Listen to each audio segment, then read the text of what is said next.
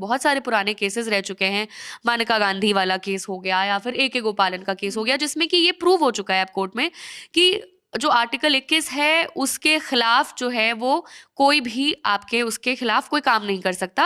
आपको एक बेसिक जीने का अधिकार है।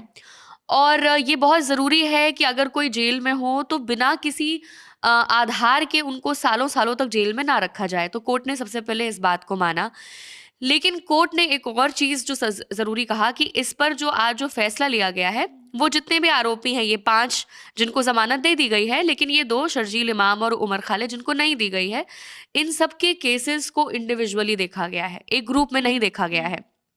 तो इससे क्या हुआ कि कोर्ट ने ये माना कि शर्जील इमाम और उमर खालिद का जो केस है, इंडिविजुअल केस है, वो बाकी के आरोपियों से थोड़ा ज़्यादा स्ट्रिक्ट है। उसमें उनका उनका उन्होंने ये कहा कि प्राइमा फेसी कि प्रथम अगर पहली नज़र में अगर आप इस केस को देखें तो उनके ऊपर जो आरोप लगे हैं वो सिद्ध हो सकते हैं। इस तरीके के आरोप लगे हैं क्योंकि यूएपीए का जो एक्ट लगा है इनके ऊपर, यूएपीए में आतंकी गतिविधि सिर्फ और सिर्फ किसी को मारना, किसी की हत्या करना या बम धमाके करना, सिर्फ ये आतंकी गतिविधि नहीं होता।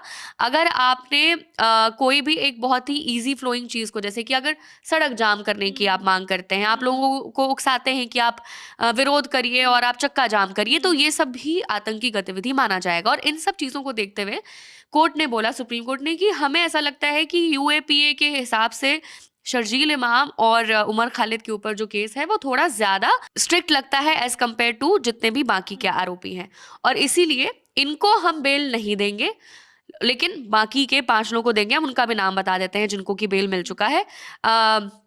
गुलफिशा फातिमा, मीरान हैदर, शिफा उर रहमान, मोहम्मद सलीम खान और शादाब अहमद को जमानत मिल गई है।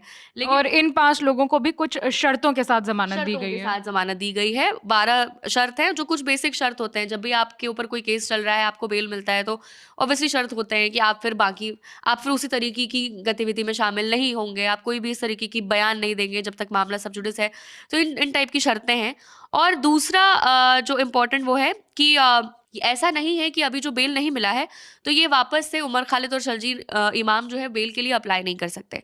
कोर्ट ने इसमें 1 साल की अवधि तय की है। एक तो ये कहा है कि अगर 1 साल पूरा हो जाता है इस फैसले को जो आज आया है, उसके बाद आप बेल के लिए अप्लाई कर सकते हैं, या फिर जो भी कार्रवाई के दौरान जो लोग फिलहाल अभी गवाही दे रहे हैं, अगर गवाही सारी हो जाती है, सबकी जितने गुप्त गवाहों की गवाही चल रही है, अगर वो सब कुछ खत्म हो जाता है और वो 1 साल से अगर पहले भी होता है इस जजमेंट के, तब भी ये लोग अप्लाई कर सकते हैं बेल के लिए।